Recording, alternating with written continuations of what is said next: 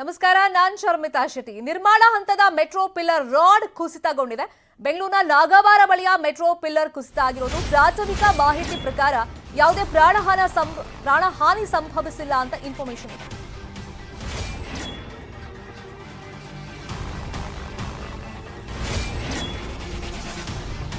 ನಮ್ಮ ಮೆಟ್ರೋದ 2ನೇ ಹಂತದ ಕಾಮಗಾರಿ ಸಂದರ್ಭದಲ್ಲಿ ಈ ಅವಘಡ ಸಂಭವಿಸಿರೋದು.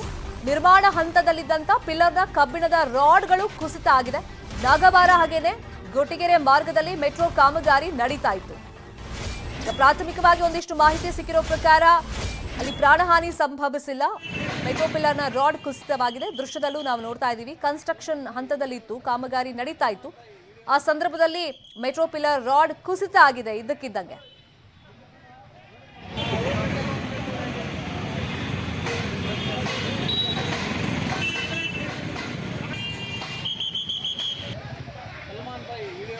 ಕುಶಾಲ್, ಕೆಳಗಡೆ ಯಾರಾದ್ರೂ ಇದ್ದಿದ್ರೆ ದೊಡ್ಡ ಮಟ್ಟದಲ್ಲಿ ಅನಾಹುತ ಸಂಭವಿಸುವಂತ ಸಾಧ್ಯತೆಗಳಿತ್ತು. ಕಾರಣ ಅಲ್ಲಿ ರೋಡ್ಗೆ ಅಡ್ಡಲಾಗಿ ಪಿಲ್ಲರ್ ರಾಡ್ ಬಿದ್ದಿರೋದನ್ನು ಕೂಡ ನಾವು ಗಮನಿಸ್ತಾ ಇದ್ದೀವಿ. ಇದೇ ವಿಚಾರವಾಗಿ ಮತ್ತಷ್ಟು ಮಾಹಿತಿಯನ್ನು ಕೊಡೋದಕ್ಕೆ ಫೋನ್ ಸಂಪರ್ಕದಲ್ಲಿ ಜಾಯ್ನ್ ಆಗಿದ್ದಾರೆ ನಮ್ಮ ರಿಪೋರ್ಟರ್ ಆಶಿಕ್ ಮುಲ್ಕಿ. ಆ ದೃಶ್ಯಾವಳಿಗಳನ್ನ ಗಮನಿಸ್ತಾ ಇದ್ರೆ ಮಾರ್ಕ್ ಮಾಡಿ ನಾವು ತೋರಿಸ್ತಾ ಇದ್ದೀವಿ. ಬಟ್ ಅಲ್ಲಿ ಏನು ಪ್ರಾಣಹಾನಿ ಸಂಭವಿಸಿಲ್ಲ ಅಂತ ಇನ್ಫಾರ್ಮೇಶನ್ ಸಿಗ್ತಾ ಇದೆ. ಅಕಸ್ಮಾತ್ ಅಲ್ಲಿ ಯಾರಾದ್ರೂ ಇದ್ದಿದ್ರೆ, ವಾಹನಗಳಿದ್ದಿದ್ರೆ ದೊಡ್ಡ ಮಟ್ಟದಲ್ಲಿ ಹಾನಿಯಾಗುವಂತ ಚಾನ್ಸಸ್ ಇತ್ತು. ಘಟನೆ ಹೇಗಾಯ್ತು? ಏನ್ ಇನ್ಫಾರ್ಮೇಶನ್ ಸಿಕ್ತು? ಶರ್ಮಿತಾ, ಇವತ್ತು ಬೆಳಿಗ್ಗೆ 9:30 ಗಂಟೆ ನಡುವೆ ನಡೆದಿರುವಂತಹ ಒಂದು ಘಟನೆ ಇದು.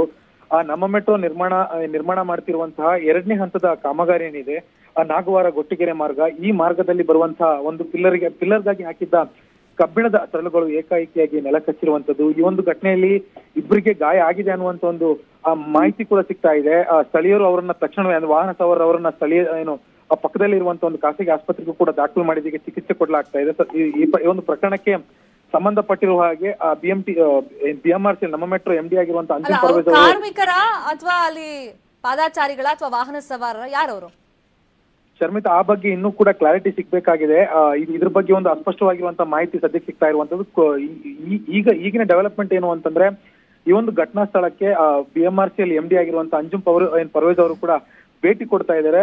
ನೀವಾಗ್ಲೇ ಹೇಳಿದ ಹಾಗೆ ಇದೊಂದು ಬಹಳ ದೊಡ್ಡ ಮಟ್ಟದ ದುರಂತಕ್ಕೆ ಕಾರಣ ಆಗ್ತಾ ಇತ್ತು. ಬಹಳ ಟ್ರಾಫಿಕ್ ಇರುವಂತಹ ಮೈನ್ ರೋಡ್ ಅದು. ಅಲ್ಲಿ ಬಹಳ ಸಂಚಾರ ದಟ್ಟಣೆ ಇರುತ್ತೆ. ಸಂಚಾರ ಟ್ರಾಫಿಕ್ ಆಗಿರುವಂತ ಸಂದರ್ಭದಲ್ಲಿ ಈ ಒಂದು ಕಬ್ಬಿಣದ ಸರಗಳು ಬಿದ್ದಿದ್ದೇ ಆದ್ರೆ ಖಂಡಿತವಾಗಿ ಬಹಳ ದೊಡ್ಡ ಮಟ್ಟದಲ್ಲಿ ವಾಹನ ಸವಾರರಿಗೆ, ಅದರಲ್ಲೂ ಮುಖ್ಯವಾಗಿ ಬೈಕ್ ಸವಾರರಿಗೆ ಗಾಯಗಳಾಗ್ತಾ ಇತ್ತು. ಆದ್ರೆ ಅದು ಯಾವುದೇ ರೀತಿಯಾಗಿರುವಂತಹ ದುರ್ಘಟನೆಗಳು ನಡೆದಿಲ್ಲ. ಸದ್ಯಕ್ಕೆ ಇಬ್ಬರಿಗೆ ಗಾಯ ಆಗಿದೆ ಅನ್ನುವಂತ ಮಾಹಿತಿ ಇದೆ. ಅವ್ರ ಹಿನ್ನೆಲೆ ಏನು, ಅವ್ರು ಯಾರು, ವಾಹನ ಸವಾರ ಅಥವಾ ಏನು ಅನ್ನೋದ್ರ ಬಗ್ಗೆ ಇನ್ನೂ ಕೂಡ ಮಾಹಿತಿಗಳು ಸಿಗ್ಬೇಕಾಗಿದೆ ಶರ್ಮಿತಾ. ಈಗ ಅಲ್ಲಿ ಸಂಚಾರ ವ್ಯವಸ್ಥೆ ಪ್ಲಸ್ ಅಂದ್ರೆ ಈ ಪಿಲ್ಲರ್ ರಾಡ್ ಹಾಕಿಟ್ಟಿದ್ರ ಅಥವಾ ಅದನ್ನ ಕೂರಿಸುವಂತ ಟೈಮ್ ನಲ್ಲಿ ಅದು ಏಕಾಏಕಿ ಬಿದ್ದಿರೋದಾ?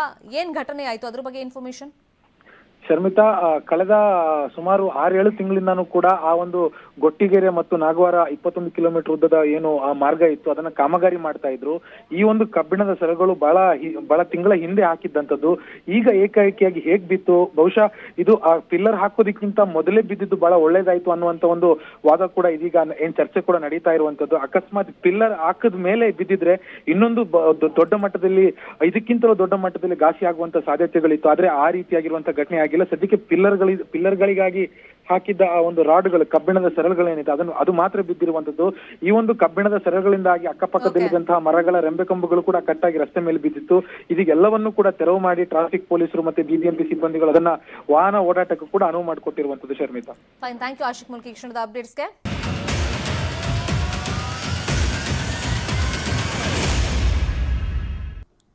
ಸ್ಯಾಂಟ್ರೋ ರವಿ ಆಸ್ತಿ ಮುಟ್ಟುಗೋಲಿಗೆ ಸಿದ್ಧತೆಗಳು ನಡೀತಾ ಇದೆ. ಸ್ಯಾಂಟ್ರೋ ರವಿಯನ್ನ ಬಂಧಿಸ್ತೀವಿ ಅಂತ ಸಿಎಂ ಹೇಳಿದ್ದಾರೆ. ಹುಬ್ಬಳ್ಳಿಯಲ್ಲಿ ಈ ಸ್ಟೇಟ್ಮೆಂಟ್ ಕೊಟ್ಟಿದ್ದಾರೆ ಸಿಎಂ ಬಸವರಾಜ ಬೊಮ್ಮಾಯಿ.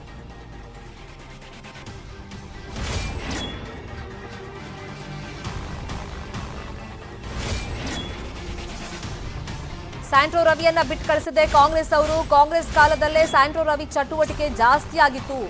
ಅವ್ರ ಕಾಲದಲ್ಲೇ ಸ್ಯಾಂಟ್ರೋ ರವಿ ಜೈಲಿಂದ ಹೊರಗಡೆ ಬಂದಿರೋದು ಅಂತೆಲ್ಲ ಸಿಎಂ ಹೇಳಿದ್ದಾರೆ. ಈಗ ಸ್ಯಾಂಟ್ರೋ ರವಿಯನ್ನ ನಾವು ಬಂಧಿಸ್ತೀವಿ, ಸ್ಯಾಂಟ್ರೋ ರವಿ ಆಸ್ತಿ ಮುಟ್ಟುಗೋಲಿಗೆ ಸಿದ್ಧತೆಗಳು ಕೂಡ ನಮ್ಮ ಸರ್ಕಾರ ಕಡೆಯಿಂದ ಆಗ್ತಾ ಇದೆ ಅಂತ ಹುಬ್ಬಳ್ಳಿಯಲ್ಲಿ ಬಸವರಾಜ ಬೊಮ್ಮಾಯಿ ಹೇಳಿದ್ದಾರೆ. ಸ್ಯಾಂಟ್ರೋದು 20 ವರ್ಷದ ಇತಿಹಾಸ ಇದೆ. ಯಾವ ಸರ್ಕಾರಗಳಿತ್ತು, ಯಾರ್ಯಾರು ಮಂತ್ರಿಗಳಿದ್ರು, ಯಾರ ಸಂಬಂಧ ಇತ್ತು, ಎಲ್ಲವೂ ಕೂಡ ತನಿಖೆ ಆಗಿ ಮತ್ತು ಅವನ ಆಸ್ತಿ ಪಾಸ್ತಿ ಕೂಡ ಈಗ ನಾವು ಜಪ್ತಿ ಮಾಡುವಂಥದ್ದೆಲ್ಲ ಕೆಲಸ ನಮ್ಗೆ ಆಗಲೇ ಮಾಡ್ತಾಯಿದ್ದೇವೆ. ಮತ್ತು ಅವನ ಆಸ್ತಿ ಪಾಸ್ತಿ ಕೂಡ ಈಗ ನಾವು ಜಪ್ತಿ ಮಾಡುವಂಥದ್ದೆಲ್ಲ ಕೆಲಸ ನಮ್ಗೆ ಆಗಲೇ ಮಾಡ್ತಾಯಿದ್ದೇವೆ. ಎಲ್ಲ ರೀತಿಯ ತನಿಖೆ ಮಾಡೋಕ್ಕೆ ಆದೇಶ ಮಾಡಿದ್ದೇನೆ.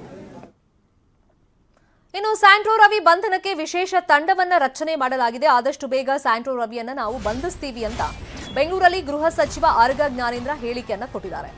ಸ್ಯಾಂಟ್ರೋ ರವಿ ಹಿಂಬಾಲಕರನ್ನ ವಶಕ್ಕೆ ಪಡ್ಕೊಂಡಿದ್ದಾರೆ, ಅವನನ್ನು ಶೀಘ್ರವೇ ಬಂಧನ ಮಾಡಲಾಗುತ್ತೆ. ಈ ಸ್ಟೇಟ್ಮೆಂಟ್ ಅನ್ನ ಗೃಹ ಸಚಿವ ಆರ್ಗ ಜ್ಞಾನೇಂದ್ರ ಕೊಟ್ಟಿದ್ದಾರೆ.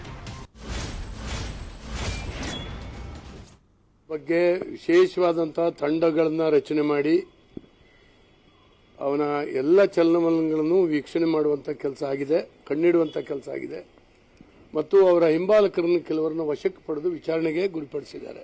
ಏನೇ ಆದರೂ ಕೂಡ ಅವನ ಮೇಲೆ ಎಲ್ಲ ಯಾವ್ದಾವ್ದು ಆಪಾದನೆಗಳಿದೆ, ಅವನ ಏನು ಹಿನ್ನೆಲೆ ಅವನು ಎಲ್ಲವನ್ನೂ ಕೂಡ ಕೂಲಂಕುಷವಾಗಿ ವಿಚಾರಣೆಗೆ ಒಳಪಡಿಸ್ತಾರೆ. ಕೇಸ್ ಹಾಕಿಸಿ ಬಂಧನ ಮಾಡಿರ್ತಕ್ಕಂಥದ್ದು ಮತ್ತು ಒಬ್ಬ ಸರ್ಕಲ್ ಇನ್ಸ್ಪೆಕ್ಟರ್ ಮೇಲೆ ಈಗಾಗಲೇ ವರದಿಯನ್ನು ತಯಾರು ಮಾಡಿದ್ದಾರೆ.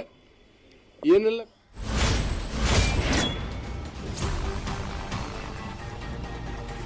ನಿರ್ಮಾಣ ಹಂತದ ಮೆಟ್ರೋ ಪಿಲ್ಲರ್ ರಾಡ್ ಕುಸಿತ ಆಗಿದೆ ಅಂತ ಆಗ್ಲೇ ಇನ್ಫಾರ್ಮೇಶನ್ ಕೊಡ್ತಾ ಇದ್ವಲ್ಲ ನಾವು. ಗಾಯಗೊಂಡಿದ್ದಂತ ತಾಯಿ ಮಗು ಸಾವನ್ನಪ್ಪಿದ್ದಾರೆ ಅನ್ನೋ ಅಪ್ಡೇಟ್ ಇದೀಗ ಲಭ್ಯವಾಗ್ತಾ ಇದೆ. ಬೆಂಗಳೂರಿನ ನಾಗಾವರ ಬಳಿಯಲ್ಲಿ 2ನೇ ಹಂತದ ಮೆಟ್ರೋ ಕಾಮಗಾರಿ ನಡೀತಾ ಇತ್ತು.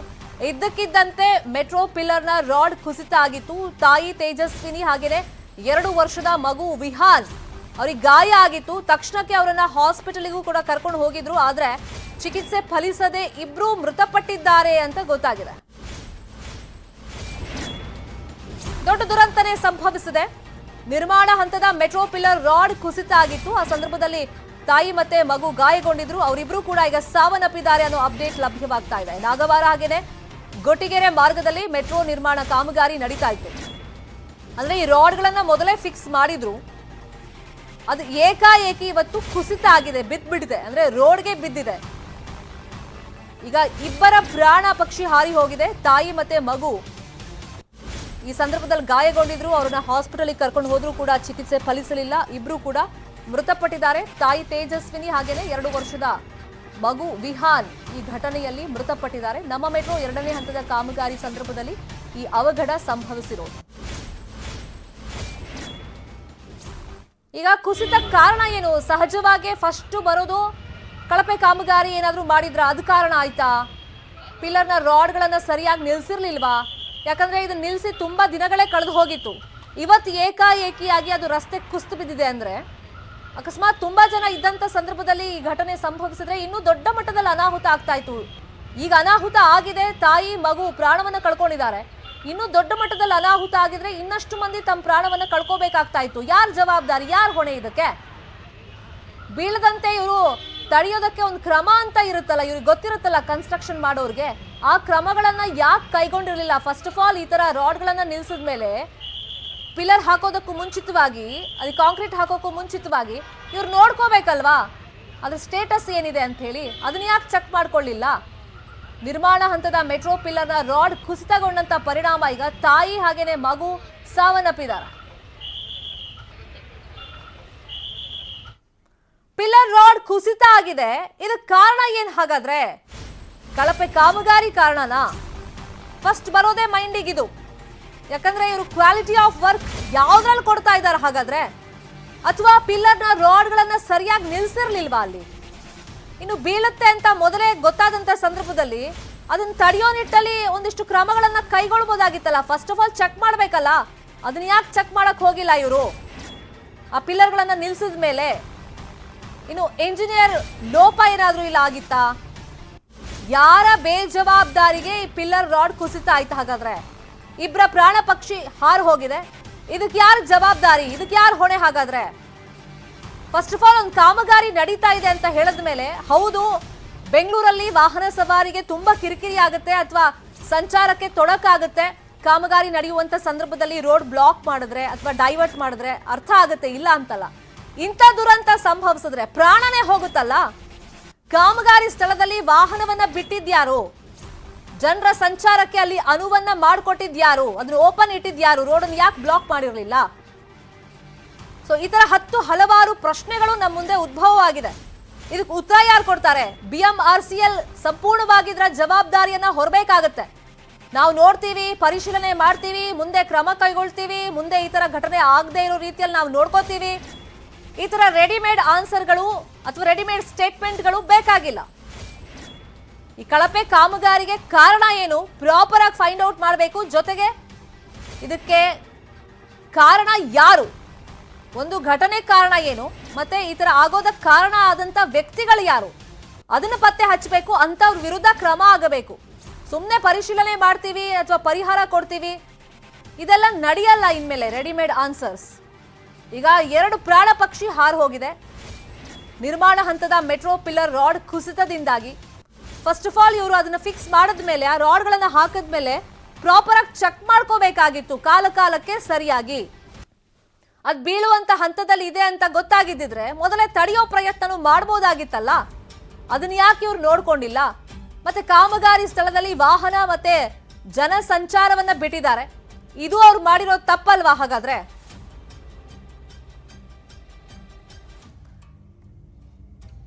ನಾಗವಾರ ಹಾಗೇನೆ ಗೊಟ್ಟಿಗೆರೆ ಮಾರ್ಗದಲ್ಲಿ ಮೆಟ್ರೋ ಕಾಮಗಾರಿ ನಡೀತಾ ಇತ್ತು. ನಮ್ಮ ಮೆಟ್ರೋ 2ನೇ ಹಂತದ ಕಾಮಗಾರಿ ನಡೀತಾ ಇದ್ದಂತ ಸಂದರ್ಭದಲ್ಲಿ ಈ ಅವಘಡ ಸಂಭವಿಸಿರೋದು. ತಾಯಿ ತೇಜಸ್ವಿನಿ ಹಾಗೇನೆ 2 ವರ್ಷದ ಮಗು ವಿಹಾನ್ ಈ ಘಟನೆಯಲ್ಲಿ ಮೃತಪಟ್ಟಿದ್ದಾರೆ. ಅಂದ್ರೆ ಆ ಪಿಲ್ಲರ್ ಬಿದ್ದ ತಕ್ಷಣ ಅವರಿಗೆ ಗಾಯ ಆಗಿದೆ. ತಕ್ಷಣಕ್ಕೆ ಅವರನ್ನ ಹಾಸ್ಪಿಟಲ್ ಕರ್ಕೊಂಡು ಹೋಗಿದ್ದಾರೆ. ಆದ್ರೆ ಚಿಕಿತ್ಸೆ ಫಲಕಾರಿ ಆಗಿಲ್ಲ. ಬಹುಶಃ ತೀವ್ರ ರೀತಿಯಲ್ಲಿ ಅಲ್ಲೇ ಅವ್ರಿಗೆ ಗಾಯ ಆಗಿತ್ತು ಅಂತ ಅನ್ಸುತ್ತೆ. ಯಾಕಂದ್ರೆ ಟನ್ ಗಟ್ಲೆ ಇರುತ್ತೆ. Welcome back. ಬೆಂಗಳೂರಲ್ಲಿ ಮೆಟ್ರೋ ಪಿಲ್ಲರ್ ರಾಡ್ ಕುಸಿತ ಆಗಿರೋ ಬಗ್ಗೆ ನಿಮ್ಗೆ ಇನ್ಫಾರ್ಮೇಶನ್ ಕೊಡ್ತಾ ಇದ್ವಿ. ತಾಯಿ ಹಾಗೇನೆ ಮಗು ಈ ದುರಂತದಲ್ಲಿ ಸಾವನ್ನಪ್ಪಿದ್ದಾರೆ. ಇದು ಕಾರಣ ಯಾರು ಹಾಗಾದ್ರೆ? ಯಾರು ಈ ಸಾವಿನ ಹೊಣೆಯನ್ನ ಹೊರ್ತಾರೆ? ಕಳಪೆ ಕಾಮಗಾರಿ ಕಾರಣ ಆಯ್ತಾ? ಪಿಲ್ಲರ್ನ ರಾಡ್ಗಳನ್ನ ಇವರು ನಿಲ್ಸಿದ್ಮೇಲೆ ಅದನ್ನ ಪ್ರಾಪರ್ ಆಗಿ ಚೆಕ್ ಮಾಡ್ಕೊಳ್ಬೇಕಾಗಿತ್ತು. ಆ ಬೀಳೋ ಹಂತದಲ್ಲಿ ಇದೆ ಅಂತ ಅದನ್ನ ಫೈಂಡ್ ಔಟ್ ಮಾಡಿ ಅದು ಬೀಳದಂತೆ ತಡೆಯೋದಕ್ಕೆ ಕ್ರಮಗಳನ್ನ ಕೈಗೊಳ್ಬೇಕಾಗಿತ್ತಲ್ವಾ? ಅದನ್ನ ಯಾಕೆ ಮಾಡಲಿಲ್ಲ? ಇಲ್ಲಿ ಯಾರು ಲೋಪ ಆಗಿದೆ? ಯಾರು ಬೇಜವಾಬ್ದಾರಿಗೆ ಪಿಲ್ಲರ್ ರಾಡ್ ಕುಸಿತ ಆಗಿದೆ? 2 ಪ್ರಾಣ ಪಕ್ಷಿ ಹಾರು ಹೋಗಿದೆ. ಕಾಮಗಾರಿ ಸ್ಥಳದಲ್ಲಿ ವಾಹನ ಬಿಟ್ಟಿದ್ದಾರೆ. ಜನ ಸಂಚಾರ ಮಾಡೋಕೆ ಅನುವು ಮಾಡಿಕೊಟ್ಟಿದ್ದಾರೆ. ಪರ್ಮಿಷನ್ ಕೊಟ್ರಲ್ಲ, ಇದು ಯಾಕೆ ಕೊಟ್ರಿ? ದೊಡ್ಡ ಮಟ್ಟದಲ್ಲಿ ಇನ್ನೂ ಅನಾಹುತ ಸಂಭವಿಸಿದ್ರೆ ಅದಕ್ಕೆ ಯಾರು ಹೊಣೆ? ಆಲ್ರೆಡಿ ಈಗ 2 ಪ್ರಾಣವನ್ನ ಕಳ್ಕೊಂಡಿದ್ದಾರೆ, ತಾಯಿ ಹಾಗೇನೆ ಮಗು. ಬೆಂಗಳೂರಲ್ಲಿ ನಡೆದಿರುವಂತಹ ಘಟನೆ. ನಮ್ಮ ಮೆಟ್ರೋ 2ನೇ ಹಂತದ ಕಾಮಗಾರಿ ಸಂದರ್ಭದಲ್ಲಿ ಅವಘಡ ಸಂಭವಿಸಿರೋದು. ನಾಗವಾರ ಹಾಗೇನೆ ಗೊಟ್ಟಿಗೆರೆ ಮಾರ್ಗದಲ್ಲಿ ಮೆಟ್ರೋ ಕಾಮಗಾರಿ ಸಂದರ್ಭದಲ್ಲಿ ಏಕಾಏಕಿಯಾಗಿ ಈ ನಿರ್ಮಾಣ ಹಂತದಲ್ಲಿದ್ದ ಮೆಟ್ರೋ ಪಿಲ್ಲರ್ ರಾಡ್ ಕುಸಿತ ಆಗಿದೆ. ರೋಡಿಗೆ ಡೈರೆಕ್ಟ್ ಆಗಿ ಬಂದ್ಬಿಟ್ಟಿದೆ. ಪರಿಣಾಮ ತಾಯಿ ಹಾಗೇನೆ ಮಗು ಗಾಯ ಆಗಿತ್ತು, ತೀವ್ರ ರೀತಿಯಲ್ಲಿ ಗಾಯ ಆಗಿತ್ತು. ಹಾಸ್ಪಿಟಲ್ ಕರ್ಕೊಂಡು ಹೋಗಿದ್ದಾರೆ, ಆದ್ರೆ ಅದು ಫಲಿಸಲಿಲ್ಲ. 2 ಕೂಡ ಮೃತಪಟ್ಟಿದ್ದಾರೆ. ತಾಯಿ ತೇಜಸ್ವಿನಿ ಹಾಗೇನೆ 2 ವರ್ಷದ ಮಗು ವಿಹಾನ್ ಈ ಘಟನೆಯಲ್ಲಿ ಸಾವನ್ನಪ್ಪಿರೋದು. ಬಿಎಂಆರ್ಸಿಎಲ್ ಇದಕ್ಕೆ ಏನು ಉತ್ತರ ಕೊಡುತ್ತೆ, ಸ್ಪಷ್ಟನೆ ಕೊಡುತ್ತೆ ನೋಡ್ಬೇಕು. ನಾವು ಬರೀ ಪರಿಶೀಲನೆ ಮಾಡ್ತೀವಿ ಅಥವಾ ಪರಿಹಾರ ಕೊಡ್ತೀವಿ, ಇಂಥದ್ದೆಲ್ಲ ನಡೆಯಲ್ಲ. ಯಾಕಂದ್ರೆ ಹಾಗಾದ್ರೆ ನಾವೀಗ ಮೆಟ್ರೋ ಕೆಳಗಡೆ ಹೋಗ್ಬೇಕು ಅಥವಾ ಮೆಟ್ರೋದಲ್ಲಿ ಸಂಚಾರ ಮಾಡಬೇಕು ಅಂತಂದ್ರೂ ಡೌಟ್ ಬರುತ್ತೆ ನಮಗೆ. ಜನರಿಗೆ ಹೆಂಗ್ ಭರವಸೆಗಳನ್ನ ಕೊಡ್ತೀರಾ ನೀವು? ಪಬ್ಲಿಕ್ ಟ್ರಾನ್ಸ್ಪೋರ್ಟ್ ಯೂಸ್ ಮಾಡಬೇಕು, ಪಬ್ಲಿಕ್ ಹೆಲ್ಪ್ ಆಗಬೇಕು ಅಂತಾನೆ ಇಂಥ ಕಾಮಗಾರಿಗಳನ್ನ ನಡೆಸೋದು. ಸರಿ, ಫೆಸಿಲಿಟೀಸ್ ಕೊಡ್ತಾ ಇದ್ದೀರಾ, ಇಲ್ಲ ಅಂತಲ್ಲ. ಆದ್ರೆ ಅದನ್ನ ಸರಿಯಾದ ರೀತಿಯಲ್ಲಿ ಯಾಕೆ ಕೊಡ್ತಾ ಇಲ್ಲ? ಏಕಾಏಕಿ ಹಿಂಗೆ ಮೆಟ್ರೋ ಪಿಲ್ಲರ್ ಅಥವಾ ರಾಡ್ ಬೀಳುತ್ತೆ ಅಂತ ಹೇಳಿದ್ಮೇಲೆ ನಿಮ್ಮ ಕ್ವಾಲಿಟಿ ಆಫ್ ವರ್ಕ್ ಎಲ್ಲಿ ತನಕ ಬಂದಿದೆ? ಎಷ್ಟು ಮಟ್ಟಿಗೆ ಗುಣಮಟ್ಟದ ಕೆಲಸವನ್ನ ನೀವು ಮಾಡ್ತಾ ಇದ್ದೀರಾ? ಜೊತೆಗೆ ಜನ ಇದ್ರ ಮೇಲೆ ಭರವಸೆ ಇಡೋದು ಹೇಗೆ? ಮನೆಯಿಂದ ಹೊರಗಡೆ ಬರಬೇಕು ಅಂದ್ರೆ ಪ್ರಾಣವನ್ನು ಕೈಯಲ್ಲಿ ಹಿಡ್ಕೊಂಡು ಬರ್ಬೇಕಾ ಹಾಗಾದ್ರೆ ಜನ?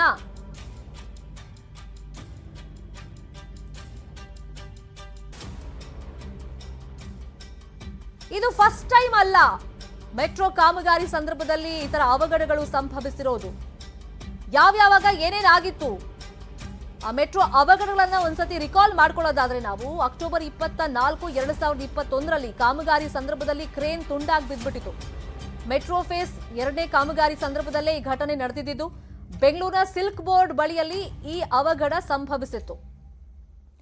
ಇದು ಒಂದು ಘಟನೆ ಆಯಿತು. ಮತ್ತೊಂದು ಸೆಪ್ಟೆಂಬರ್ 30, 2021 ಅದೇ ವರ್ಷದಲ್ಲೇ ನಡೆದಿರೋದು.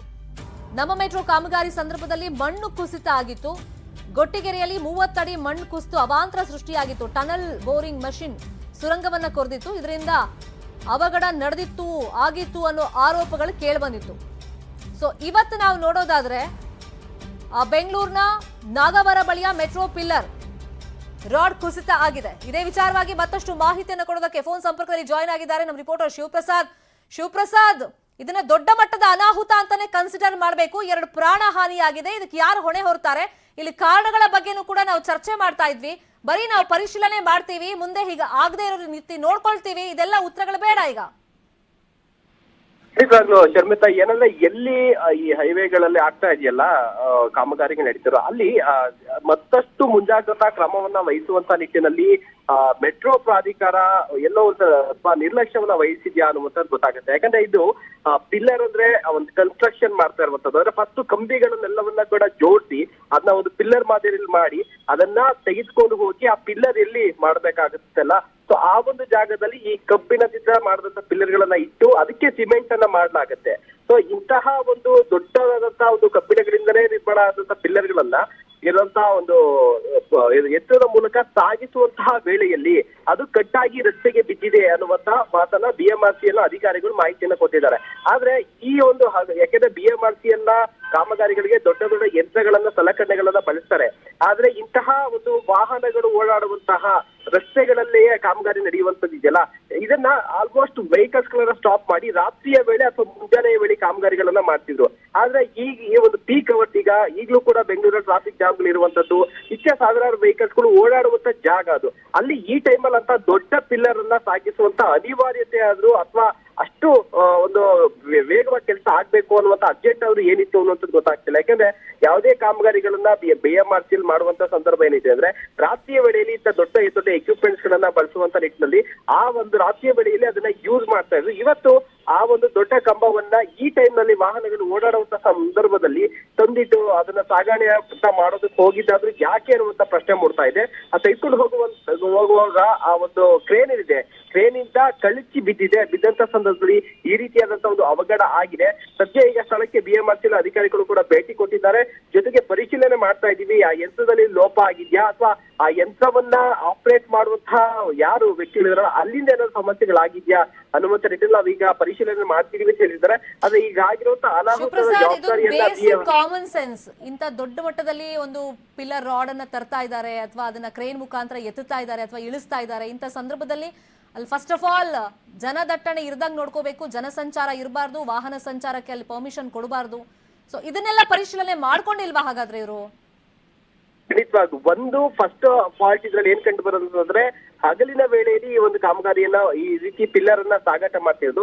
ಎರಡನೇ ಹೇಳ್ದಾಗೆ ಈ ರೀತಿಯಾಗಿ ಒಂದು ಪಿಲ್ಲರ್ ಅನ್ನ ಸಾಗಾಟ ಮಾಡುವಂತ ಸಂದರ್ಭದಲ್ಲಿ ಅದು ಎನಿ ಟೈಮ್ ಆಕಸ್ಮಿಕವಾಗಿ ಕಟ್ಟಾಗಿ ಬೀಳುವಂತ ಸಾಧ್ಯತೆ ಇರುತ್ತೆ. ಸೊ ಈ ನಿಟ್ಟಿನಲ್ಲಿ ಟ್ರಾಫಿಕ್ ಅನ್ನ ಅವಾಯ್ಡ್ ಮಾಡಿಸಿ ಎರಡೂ ರಸ್ತೆಗಳಲ್ಲಿ ಅಥವಾ ಟ್ರಾಫಿಕ್ ಪೊಲೀಸರ ಸಹಾಯವನ್ನ ಪಡೆದು ಅಥವಾ ಇವ್ರದೇ ಟ್ರಾಫಿಕ್ ವಾರ್ಡನ್ ಗಳಿರ್ತಾರೆ ಅವ್ರ ಕಡೆಯಿಂದ ಅದು ರೋಡ್ ಅಲ್ಲಿ ವೆಹಿಕಲ್ಸ್ ಗಳೆಲ್ಲ ಸ್ಟಾಪ್ ಮಾಡಿ ಒಂದು ಜನ ಸಂಚಾರವನ್ನ ಸ್ಟಾಪ್ ಮಾಡಿ ಆಗ ಕಾಮಗಾರಿಯನ್ನ ಅಟ್ಲೀಸ್ಟ್ ಮಾಡಬಹುದಾಗಿತ್ತು. ಆದ್ರೆ ಅದನ್ನ ಆ ಒಂದು ಬೇಸಿಕ್ ಕ್ರಮವನ್ನ ಕೂಡ ಇವರು ಕೈಗೊಂಡಿಲ್ವಾ ಅನ್ನುವಂತ ಪ್ರಶ್ನೆ ಮೂಡ್ತಾ ಇದೆ. ಸೊ ಇದಾರೆ ಒಟ್ಟಾರೆಯಾಗಿ ಒಂದು ತನಿಖೆಯನ್ನ ಕೂಡ ಈಗ BMRC ಕಂಡಕ್ಟ್ ಮಾಡ್ತಿದ್ದಾರೆ. ಸೊ ಏನೆಲ್ಲ ತಪ್ಪುಗಳಾಗಿದೆ, ಜೊತೆಗೆ ಈಗ ಅನಾಹುತಕ್ಕೊಳಗಾಗಿರೋಂಥವ್ರಿಗೆ ಏನೆಲ್ಲ ಪರಿಹಾರವನ್ನ ಕೊಡ್ಬೇಕು, ಮುಂದೆ ಈ ರೀತಿ ಆಗದಂತೆ ಏನ್ ಕ್ರಮವನ್ನ ಕೈಗೊಳ್ಬೇಕು, ಈ ಒಂದು ಟೈಮ್ ಅಲ್ಲೇ ಜನರು ಓಡಾಡುವಂತ ಸಂದರ್ಭದಲ್ಲಿಯೇ ಇದನ್ನ ಮಾಡುವಂತ ಅವಶ್ಯಕತೆ ಆದ್ರೂ ಏನಿತ್ತು ಅನ್ನುವಂತ ಬಗ್ಗೆ ಈಗ ತನಿಖೆಯನ್ನ ಕೂಡ ಮಾಡೋದಕ್ಕೆ BMRC ಮುಂದಾಗಿರುವಂತದ್ದು.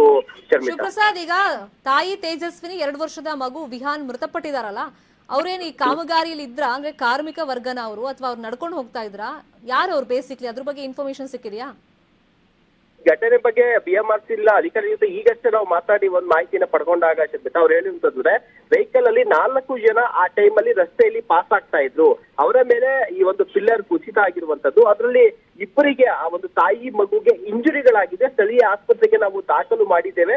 ಆದ್ರೆ ಅವ್ರ ಮೃತಪಟ್ಟಿದ್ದಾರೆ ಅನ್ನುವಂತ ಬಗ್ಗೆ ಯಾವುದೇ ನಮ್ಗೆ ಇದು ಮಾಹಿತಿಗಳು ಲಭ್ಯವಾಗಿಲ್ಲ. ಅವ್ರಿಗೆ ಸಣ್ಣ ಪುಟ್ಟ ಇಂಜುರಿಗಳಾಗಿತ್ತು, ನಾವು ಅವ್ರ ಆಸ್ಪತ್ರೆಗೆ ದಾಖಲು ಮಾಡಿದ್ದೇವೆ. ಒಟ್ಟು 4 ಜನ ಇದ್ದು ಬೈಕ್ ನಲ್ಲಿ ಹೋಗ್ತಾ ಇದ್ರು ಅನ್ನುವಂತ ಮಾಹಿತಿ ಹೇಳಿದ್ದಾರೆ. ಸೊ ಈ ಮೃತಪಟ್ಟಿರುವಂತ ವಿಚಾರ ಕೂಡ ಅವ್ರ ಗಮನಕ್ಕೆ ಇನ್ನೂ ಕೂಡ ಬಂದಿಲ್ವಾ ಅನ್ನುವಂಥದ್ದು ಇಲ್ಲಿ ಮೇಲ್ನೋಟಕ್ಕೆ ಇನ್ ಕೇಸ್ ಅವ್ರಿಗೆ ಇನ್ನೂ ಕೂಡ ಮೃತಪಟ್ಟಿದ್ದು ಇನ್ನೂ ಕೂಡ ಬಂದಿಲ್ಲ ಅಂತಂದ್ರೆ ಇದ್ರಲ್ಲೂ ಕೂಡ ಅವರ ನಿರ್ಲಕ್ಷ್ಯ ಮೇಲ್ನೋಟಕ್ಕೆ ಎದ್ದು ಕಾಣಿಸುತ್ತೆ. Sharmita, fine, thank you Shivaprasad ತಮ್ಮೆಲ್ಲ ಇನ್ಫಾರ್ಮೇಶನ್ಗೆ.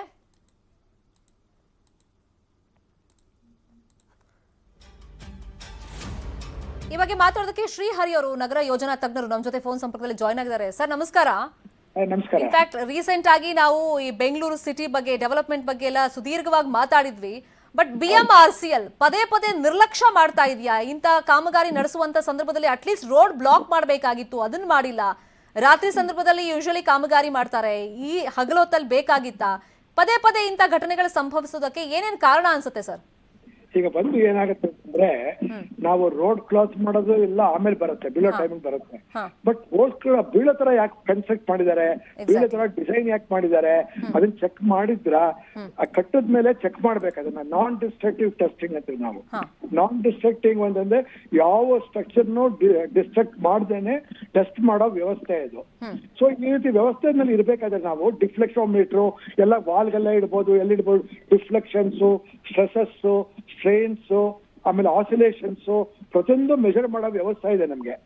ಅದನ್ನ ವ್ಯವಸ್ಥೆ ಮಾಡ್ಕೊಂಡು ಮುಂದೆ 3 MG ರೋಡ್ ಅಲ್ಲಿ ಪ್ರಾಬ್ಲಮ್ ಆದ ಬಿಷಪ್ ಆದಾಗ ಕೂಡ ಹೇಳಿದ್ದೆ ಅವ್ರಿಗೆ, BMRCL ಕೇಳಲಿ ಬಿಡ್ಲಿ, ಜನ ಡಿಮ್ಯಾಂಡ್ ಮಾಡ್ಲಿ ಬಿಡ್ಲಿ, ಯಾವ್ದಾರ ಬೀಳ್ಲಿ ಬೀಳದೆ ಇರ್ಲಿ, ಬಟ್ ನಿಮ್ಮ ಡ್ಯೂಟಿ ಪ್ರತಿ ವರ್ಷನವೇ ಅದು ಲೈಫ್ ಹೆಂಗಿದೆ, ಏನೇನು ಆಗ್ತಾ ಇದೆ, ಡಿಫ್ಲೆಕ್ಷನ್ ಜಾಸ್ತಿ ಆಗಿದೆ ಟೆಸ್ಟ್ ಮಾಡೋದು ಅತ್ಯಮೂಲ್ಯ ಅತ್ಯವಶ್ಯಕ.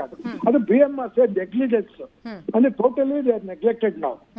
ಸೊ ಇದು ಏನ್ ಮಾಡ್ಬೇಕು ಅಂತಂದ್ರೆ ಪ್ರತಿ ವರ್ಷನೂ ಕೂಡ ಪ್ರತಿಯೊಂದು ಕಾಲಮ್ ಪ್ರತಿಯೊಂದು ಪಿಲ್ಲರ್ನು ನಾವು ಟೆಸ್ಟ್ ಮಾಡಿ ಅದ್ರ ಮೇಲೆ ಬೀಮ್ ಹೆಂಗ್ ಕೂತಿದೆ, ಬೇರಿಂಗ್ ಪ್ಲೇಟ್ಸ್ ಹೆಂಗ್ ಕೂತಿದೆ, ಬೇರಿಂಗ್ ಪ್ಲೇಟ್ ಲೋಡಿಂಗ್ ತಗೊಳ್ತಾ ಇದೆಯಾ, ಇದೆಲ್ಲ ನಾನ್ ಡಿಸ್ಟ್ರಕ್ಟಿವ್ ಅಂದ್ರೆ ಏನು ಮುಟ್ಟದೆ ಕೂಡ ಬೇಕಾದ್ರೆ ನಾವು ಟೆಸ್ಟ್ ಮಾಡ್ಬೋದು ಇದನ್ನ. ಸೊ ಇದು ಮಾಡ್ತಿಲ್ಲ ಇದು, ಅವ್ರಿಗೇನೋ ಏನ್ ಎಲ್ಲ ಆಗೋಗ್ಬಿಡುತ್ತೆ, ಚೆನ್ನಾಗಿ ಹೋಗ್ಬಿಟ್ಟಿದೆ ಅಂತ. ನಾಳೆ ದಿನ ಲಕ್ಕಿಲಿ ಅದು ಯಾರೋ ಎಲ್ಲ ಟ್ರೈನ್ ಗೀನ್ ಹೋಗ್ತಿಲ್ಲ ಸದ್ಯ, ಹೋಗೋ ಟೈಮಲ್ಲಿ ಬಿದ್ದಿದ್ರೆ ಅದು.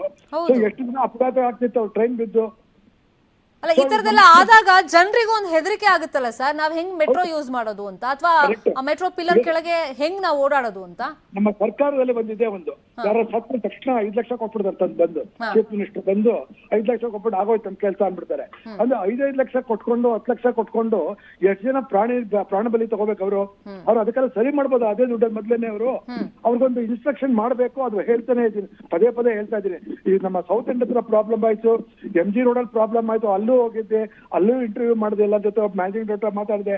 ಅವ್ರ ಪ್ರಕಾರ ಮಾಡ್ತೀವಿ ಅಂತ ಹೇಳ್ತಾ ಯಾರು ಮಾಡಿಲ್ಲ. ಇದ್ರಿಗೂ ಮಾಡಿರೋದಕ್ಕೆ ಒಂದು ರೆಕಾರ್ಡ್ಮೆಂಟ್ ಕೇಳಿಬೇಕು ಅವ್ರು. ಪ್ರತಿ ವರ್ಷನೂ ಟೆಸ್ಟ್ ಮಾಡಿದಾರ ಇಲ್ವಾ, ಅದ್ರ ರಿಸಲ್ಟ್ ಏನು, ಅದನ್ನ ಎಕ್ಸ್ಪರ್ಟ್ ಥರ್ಡ್ ಪಾರ್ಟಿ ಎಕ್ಸ್ಪರ್ಟ್ ಕೊಟ್ಟು ಅದನ್ನ ಇನ್ವೆಸ್ಟಿಗೇಟ್ ಮಾಡಿಸ್ಬೇಕು. ಅದ್ಯಾವುದೇ ಕ್ಲಾಸ್ ಇಲ್ಲ ಅವ್ರ ಹತ್ರ, ಅವರೇ ಎಲ್ಲರೂ ಮಾಡೋದು ಹೇಳೋದಲ್ಲ ಅವರೇನೆ ಸ್ವಂತದಲ್ಲಿ. ಅದು ತಪ್ಪಾಗ್ತದೆ ಅದು. ಸೊ ಇದರಿಂದ ನಾನು ಹೇಳೋದೇನು ಅಂತಂದ್ರೆ ಯಾವುದೇ ಕಾರಣಕ್ಕೆ ನಮ್ಮ ಜನಗಳ ಲೈಫ್ ಇದು ಕಡೆಗೆ ಇರೋದ್ರಿಂದ ಇವರು ಜನಕ್ಕೆ ಯಾವ್ದು ತೊಂದರೆ ಮಾಡದೇ ಇರ್ತಾರೆ ಸೇಫ್ಟಿಗೋಸ್ಕರ ಅವರು ಪ್ರತಿ ವರ್ಷನ ಕೇಳಲಿ ಬಿಡ್ಲಿ ಒಂದು ರಿಪೋರ್ಟ್ ತಯಾರು ಮಾಡಿ ಥರ್ಡ್ ಪಾರ್ಟಿ ಆಡಿಟ್ ಅಂತಾರೆ ಇದನ್ನ. Third party audit experts private consultants ಎಲ್ಲ ಇರ್ತಾರೆ, ಅವರು ಒಂದು ರಿಪೋರ್ಟ್ ಕೊಟ್ಟು ಆ ರಿಪೋರ್ಟ್ ಪ್ರಕಾರ ಸಬ್ಮಿಟ್ ಮಾಡಿದ್ರೆ ಅದನ್ನ ನಾವು ಎಕ್ಸ್ಪರ್ಟ್ ಕೂಲಂಕಷವಾಗಿ ಚರ್ಚೆ ಮಾಡಿ ಎಷ್ಟೇ ತಗೋಬೇಕಾಗಿತ್ತು, ಡಿಫ್ಲೆಕ್ಷನ್ ಎಷ್ಟು ತಗೋತಾ ಇದೆ ಈಗ. ಸೊ ಇದು ಸೇಫಾ ಅನ್ಸೇಫಾ ಕ್ಲೋಸ್ ಮಾಡ್ಬೇಕಾ ಲೈನ್ ನ, ಇದನ್ನ ನಾವು ಒಂದು ರಿಪೋರ್ಟ್ ಮಾಡಿ ಗವರ್ಮೆಂಟ್ ಗೆ ಇಮಿಡಿಯೇಟ್ಲಿ ನಾವು ಇದು ಮಾಡ್ಬೋದು. ಅಂದ್ರೆ ಈ ಬೇಸಿಕ್ಲಿ ನೆಗ್ಲಿಜಿಯನ್ಸಿನೇ ಈ ಘಟನೆ ಕಾರಣ. ಅಂದ್ರೆ BMRCL ಅವ್ರು ಒಂದ್ಸತಿ ಅಂದ್ರೆ ಆ ಮೆಟ್ರೋ ಪಿಲ್ಲರ್ ಅಥವಾ ಅದ್ ಕಂಪ್ಲೀಟ್ ಆದ್ಮೇಲೆ ಕಾಮಗಾರಿ ನಮಗೂ ಇದಕ್ಕೆ ಸಂಬಂಧ ಇಲ್ಲ ಅನ್ನೋ ರೀತಿಯಲ್ಲಿ ಬಿಹೇವ್ ಮಾಡ್ತಿದ್ದಾರೆ, ಅದೇ ಕಾರಣನಾ? ಸಂಬಂಧ ಒಂದು ದುಡ್ಡಿನ ಮೇಲೆ ಸಂಬಂಧ ಅಷ್ಟೇ. ಅವ್ರು ಎಷ್ಟು ಕಲೆಕ್ಟ್ ಮಾಡ್ತಾರೆ ಫೀಸ್ ಅದ್ರ ಮೇಲೆ ಸಂಬಂಧ ಆಗುತ್ತೆ ಹೊರತು ಸ್ಟ್ರಕ್ಚರಲ್ ರೆಸ್ಪಾನ್ಸಿಬಿಲಿಟಿ ಆಗ ತೊಂದರೆಗಳು ಏನೇನ್ ಬೀಳ್ತಾ ಇದೆ, ಏನೇನ್ ಕ್ರ್ಯಾಕ್ ಬೀಳ್ತಾ ಇದೆ, ಏನೇನ್ ನೀರ್ ಸೋರ್ತಾ ಇದೆ, ಅಲ್ಲಿ ಟನಲ್ ಇದ್ರಲ್ಲೆಲ್ಲ ನೀರ್ ಸೋರ್ತಾ ಇದೆ ಅಂಡರ್ಗ್ರೌಂಡ್ ಅಲ್ಲಿ, ಅದೆಲ್ಲ ಯಾರು ನೋಡ್ತದೆ? ನೀರ್ ಸೋರಿದ್ದು ನಾಳೆ ದಿನ ಕ್ರ್ಯಾಕ್ ಬಿಟ್ಟು ಕ್ರ್ಯಾಕ್ ದೊಡ್ಡದಾಗಿ ಕೊಲಾಪ್ಸ್ ಆದ್ರೆ ಎಷ್ಟೊಂದು ಜನಗಳಿಗೆ ಪ್ರಾಣಹಾನಿ ಆಗುತ್ತದೋ ಅದಕ್ಕೆಲ್ಲ ಯಾರು ರೆಸ್ಪಾನ್ಸಿಬಿಲಿಟಿ? ಗೌರ್ಮೆಂಟ್ ಅವರು ಮಲ್ಕೊಂಡಿದ್ದಾರೆ, ಟ್ರಾನ್ಸ್ಪೋರ್ಟ್ ಡಿಪಾರ್ಟ್ಮೆಂಟ್ ಅವರು. ಇದಕ್ಕೊಂದು ಪ್ಯಾಕೇಜ್ ಅಂತ ಇರಲ್ವಾ ಸರ್? ಅಂದ್ರೆ ಇಂತಿಷ್ಟು ಕಾಲಕ್ಕೆ ಸರಿಯಾಗಿ ಇವರು ಆಡಿಟ್ ಮಾಡ್ಬೇಕು, ನೀವ್ ಹೇಳ್ದಂಗೆ ಚೆಕ್ ಮಾಡ್ತಾ ಇರ್ಬೇಕು, ಅದಕ್ಕೆ ಮಾಡ್ಕೊಂಡಿದ್ವಿ. ನಾವು ಹೇಳ್ತಾ ಇದೀವಿ ಮಾಡಿ ಅಂತ ಅಂದ್ಬಿಟ್ಟು ಅವ್ರಿಗೆ ಗವರ್ಮೆಂಟ್ ಅವ್ರು ಏನು ಕೊಟ್ಟಿಲ್ಲ ಇದನ್ನ. ಸೇಫ್ಟಿ ಕಮಿಷನರ್ ಅಂತ ಇರ್ತಾರೆ ಒಬ್ರು, ರೈಲ್ವೆ ಸೇಫ್ಟಿ ಕಮಿಷನರ್ ಅಂತ ಇದ್ದಾರೆ ಅವರು, ಬೆಂಗಳೂರಲ್ಲೇ ಇದ್ದಾರೆ. ಈಗ ಮೊದಲು ಚೆನ್ನೈಲಿ ಇದ್ರು, ಈಗ ಬೆಂಗಳೂರಲ್ಲೇ ಇದ್ದಾರೆ ಅವರು. ಇವರು ಒಂದು ಲೆಟರ್ ಕಳಿಸ್ಬೇಕು, ಇಂತಿಂತ ಟೆಸ್ಟ್ ಗಳು ಮಾಡಿ ನಮ್ಗೆ ರಿಪೋರ್ಟ್ ಕಳಿಸಿ. ಅದನ್ನ ನಾವು ಥರ್ಡ್ ಪಾರ್ಟಿ ಅಂದ್ರೆ ಸಂಬಂಧಪಟ್ಟಿಲ್ಲದೆ ಇವ್ರ ಹತ್ರ ಮಾಡಿಸ್ಬೇಕು ಟೆಸ್ಟ್. ಸಂಬಂಧಪಟ್ಟವರು ಅಡ್ಜಸ್ಟ್ ಮಾಡ್ಕೊಟ್ಬಿಡ್ತಾರೆ ರಿಪೋರ್ಟ್ಗಳನ್ನ. ಸೊ ಥರ್ಡ್ ಪಾರ್ಟಿ ಆಡಿಟ್ ಮಾಡಿದ ನಂತರ ಅದನ್ನ ಪಬ್ಲಿಕ್ ಮಾಡ್ಬೇಕು, ಅದನ್ನ ಜನಗಳಿಗೆ ಗೊತ್ತಾಗಬೇಕು. ಇದೇನು ಇಲ್ಲಿ ಸಿಸ್ಟಮೇ ಇಲ್ಲ, ಇದೆಲ್ಲ ಇಲ್ಲಿ ಯಾವ ಸಿಸ್ಟಮ್ ಪ್ರಿವೇಲಿಂಗ್ ಅಲ್ಲಿ ಇಲ್ಲ. ಇದು ಅಂದ್ರೆ ಜನಗಳ ಸಾಯಿಲಿ ಹೋಗಿ ಒಂದು 5 ಲಕ್ಷ ಕೊಟ್ರೆ ಆಗತ್ತೆ ಪಾಪ ಅವ್ರ ಪ್ರಾಣಕ್ಕೆ ಅಷ್ಟೇ. ಆ ತರ ಧೋರಣೆ ಇದ್ದಾರೆ ಅವರು, ಅದು ತಪ್ಪಾಗತ್ತದು. ಅಂದ್ರೆ ಪಾಪ ನೋಡಿ, ಯಾರೋ ವೆಹಿಕಲ್ ಅಲ್ಲಿ ಹೋಗ್ತಾ ಇದ್ರಂತೆ, ಅವ್ರ ಮೇಲೆ ಇದು ಬಿದ್ದ್ಬಿಟ್ಟಿದೆ, ತಾಯಿ ಮತ್ತೆ ಮಗು, ಅವ್ರ ಪ್ರಾಣ ಹೋಗಿದೆ. ಇವ್ರು ಬರ್ತಾರೆ, ನಾವು ಪರಿಶೀಲನೆ ಮಾಡ್ತೀವಿ, ಅದೇನ್ ಆಗಿದೆ ನಾವು ಫೈಂಡ್ ಔಟ್ ಮಾಡ್ತೀವಿ, ಕ್ರಮ ಕೈಗೊಳ್ತೀವಿ ಅಂತ ಒಂದಿಷ್ಟು ದುಡ್ಡು ಕೊಡ್ತಾರೆ. ನೀವ್ ಹೇಳ್ದಂಗೆ ಕೇಳಿ ಮೇಡಮ್, ನೀವು ಚೀಫ್ ಮಿನಿಸ್ಟರ್ ಕೇಳಿ ಏನಾಯ್ತು, ನನಗೆ ಮಾಹಿತಿ ಬಂದಿಲ್ಲ, ಮಾಹಿತಿ ಬಂದ್ರೆ ಪರಿಶೀಲನೆ ಮಾಡ್ತೀನಿ ಅಂತ ಹೇಳ್ತಾರೆ ಚೀಫ್ ಮಿನಿಸ್ಟರ್. ಚೀಫ್ ಮಿನಿಸ್ಟರ್ ಮಾಹಿತಿ ಬರೋ ಅಷ್ಟು ಮಾಹಿತಿ ಯಾರಿಗೂ ಬರಲ್ಲ. ಅವ್ರ ಮನೆ ಒಳಗಡೆನೆ ಇಂಟೆಲಿಜೆನ್ಸ್ ಇಟ್ಕೊಂಡಿರ್ತಾರೆ ಹೌದು. Chief minister. ಚೀಫ್ ಮಿನಿಸ್ಟರ್ ಕೂಡ ಅವ್ರ ಇಮಿಡಿಯೇಟ್ ಆಗಿ ಎನ್ಕ್ವೈರಿ ಆರ್ಡರ್ ಮಾಡಬೇಕು, ಎನ್ಕ್ವೈರಿನ ಪಬ್ಲಿಸೈಸ್ ಮಾಡ್ಬೇಕು, ಥರ್ಡ್ ಪಾರ್ಟಿ ಮಾಡಿಸಿ. ಇದನ್ನ ಪಬ್ಲಿಸೈಸ್ ಮಾಡಲ್ಲ ಇದನ್ನ ಅವರು. ಜನಗಳಿಗೆ ಗೊತ್ತಾಗದ ಹೆಂಗೆ? ಜನಗಳಿಗೆ ಕೋರ್ಟ್ ಪಾಪ ನಾವು ಜನಗಳಿಗೆ ಗೊತ್ತಾದ್ರೆ ಜನಗಳಿಗೆ ಪಾಪ. ಸೊ ಇದೇನು ಇಲ್ಲಿ ಸಿಸ್ಟಮೇ ಇಲ್ಲ. ಇದು ಬ್ಯಾಕ್ ರೆಫರೆನ್ಸ್, ಬ್ಯಾಕ್ ಟೆಸ್ಟಿಂಗು ಯಾವ ತರ ಇದನ್ನು ಇಲ್ಲ. ಈ ಪೀಣ್ಯ ಫ್ಲೈಓವರ್ ಅದು ಬೀಳಕ್ಕೆ ಹಂಗೆ ಆಯ್ತದು national highway. Fine, thank you Shrihari ಅವರೇ ನ್ಯೂಸ್ 18 ಕನ್ನಡಕ್ಕೆ ಇನ್ಫಾರ್ಮೇಶನ್ ಕೊಟ್ಟಿದ್ದಕ್ಕೆ. ಪಿಲ್ಲರ್ ರಾಡ್ ಕುಸಿತಕ್ಕೆ ಕಾರಣಗಳು ಏನೇನು ಅಂತ ನಾವು ಚರ್ಚೆಯನ್ನ ಮಾಡ್ಕೊಂಡು ಹೋಗೋದಾದ್ರೆ, ಈಗ ಕಳಪೆ ಕಾಮಗಾರಿ ಕಾರಣ ಆಯ್ತಾ, ಅಥವಾ ಹಗಲೊತ್ತಲ್ಲಿ ಈ ತರ ಇವರು ತಗೊಂಡ್ಬಂದಿದ್ದಾರೆ ಪಿಲ್ಲರ್ಗಳನ್ನ ಕ್ರೇನ್ ಮುಖೇನ, ಆ ಸಂದರ್ಭದಲ್ಲಿ ಸ್ವಲ್ಪ ಮುನ್ನೆಚ್ಚರಿಕಾ ಕ್ರಮಗಳನ್ನ ಕೈಗೊಳ್ಳಬೇಕಾಗಿತ್ತು. ಫಸ್ಟ್ ಆಫ್ ಆಲ್ ಅಲ್ಲಿ ವಾಹನ ಸಂಚಾರವನ್ನ ಇವರು ಡೈವರ್ಟ್ ಮಾಡಬೇಕಾಗಿತ್ತು, ತಡೆ ಹಿಡಿಬೇಕಾಗಿತ್ತು ಆ ರಸ್ತೆಯಲ್ಲಿ, ಆ ಕೆಲಸವನ್ನ ಮಾಡಿಲ್ಲ, ಇದು ಕಾರಣ ಆಯ್ತಾ? ಅಥವಾ ಪಿಲ್ಲರ್ನ ರಾಡ್ಗಳನ್ನ ಸರಿಯಾಗಿ ನಿಲ್ಸಿರ್ಲಿಲ್ವಾ, ಬೀಳದಂತೆ ತಡೆಯೋದಕ್ಕೆ ಕ್ರಮಗಳು ಅಂತ ಮೊದಲೇ ಅವ್ರಿಗೆ ಗೊತ್ತಿರುತ್ತೆ, ಅದನ್ನ ಚೆಕ್ ಮಾಡಿದ್ರೆ ಗೊತ್ತಾಗುತ್ತೆ. ಚೆಕ್ ಮಾಡಿಲ್ಲ, ಯಾಕೆ? ಇಲ್ಲಿ ಯಾರು ಲೋಪಕ್ಕೆ ಕಾರಣ, ಯಾರು ಜವಾಬ್ದಾರಿ? ಹಾಗಾದ್ರೆ ಈ ಪಿಲ್ಲರ್ ರಾಡ್ ಕುಸಿತಕ್ಕೆ 2 ಜೀವ ಹೋಗಿದೆ, ಯಾರು ಹೊಣೆ ಹೊರ್ತಾರೆ? ಕಾಮಗಾರಿ ಸ್ಥಳದಲ್ಲಿ ವಾಹನ ಮತ್ತೆ ಜನಸಂಚಾರವನ್ನ ಬಿಟ್ಟಿದ್ಯಾಕೆ? ಹೀಗೆ ಹಲವಾರು ಪ್ರಶ್ನೆಗಳು ಇವತ್ತು ಈ ಘಟನೆ ಸಂಭವಿಸಿದ ಮೇಲೆ ನಮ್ಮ ಮುಂದೆ ಇದೆ. ಅಂದ್ರೆ ಮುಂಚಿತವಾಗಿ ಇವರೆಲ್ಲ ಒಂದಿಷ್ಟು ಕ್ರಮಗಳನ್ನ ಕೈಗೊಳ್ಳಬೇಕಾಗುತ್ತೆ ದೊಡ್ಡ ಮಟ್ಟದಲ್ಲಿ ಇಂಥ ಕಾಮಗಾರಿಗಳನ್ನ ನಡೆಸುವಂತ ಸಂದರ್ಭದಲ್ಲಿ. ಆದ್ರೆ ಈಗ ಇಬ್ಬರ ಪ್ರಾಣ ಪಕ್ಷಿ ಹಾರು ಹೋಗಿದೆ.